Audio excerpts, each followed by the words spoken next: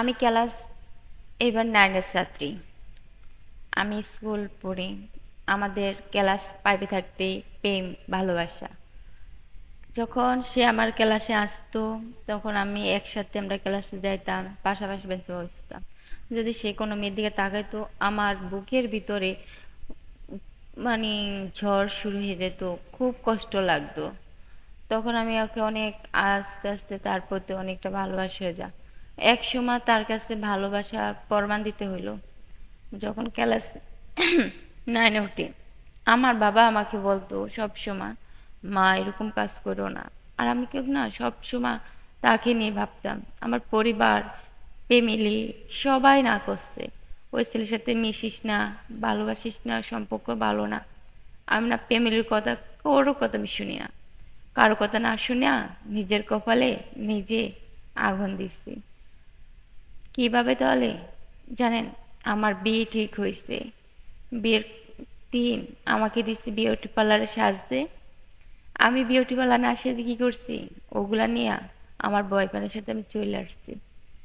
আমার বয়ফ্রেন্ডে আমার বিশ্বাসের জায়গায় আগুন লাগিয়ে দিছে।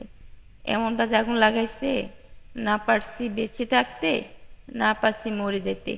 বেঁচে থাকছি ভিতরটা মরা, দেহর খালি মরা বাকি, জিন্দা লাশ হয়ে, জীবিত হয়ে না। তার সাথে সে আমাকে নিয়ে গেল একটা হোটেলে। ওখানে হোটেলে গেলাম, রাত্রে থাকলাম। থাকার পর সে আমাকে বলল কি, সোনা, ওখান তো কাজেও হবে সব, আর আমাদের বিয়ে করলে সাক্ষী লাগবে।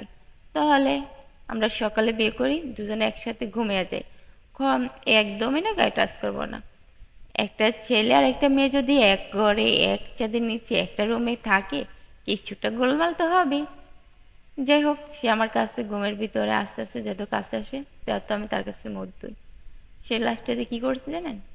আমাকে সাথে রাত্রে থেকে আমাকে ঘুম পাড়িয়ে ঘুমের ওষুধ খাওয়াই কফির সাথে সে চলে গেছে, ব্যাগ নিয়ে, গয়নার ব্যাগ নিয়ে।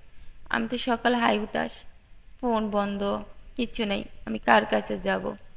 তাই একটাই কথা বলি, যাকে ভালোবাসবেন আসলে ছেলেটা কতটুক ভালো, কতটুক কেরিয়ার, কতটুক বংশধর পরিচয়, এগুলো জেনে নেবে। ভালো তো সবাই বাঁচতে পারে, আর ভাগ্যে গিয়ে বিয়ে তো সবাই করতে পারে। কয়জনে ভাগ্যে নিয়ে বিয়ে করে, কত আছে তো নিয়ে তার চাহিদা পূরণ করে, চাহিদা পূরণ শেষ তাকে ডাস্টবিনে পালিয়ে দেয়। এই গল্পটা আমার এক বোনের জীবন লাইফ থেকে নেওয়া। বোনটার নাম হলো রুনা, তার বাড়ি হলো চাকমা। মেয়েটা আমার কাছে শেয়ার করলো, তাই বললাম। আর যদি ভিডিওটা ভালো লাগে থাকে, সবাই লাইক কমেন্ট শেয়ার করে থাকবেন।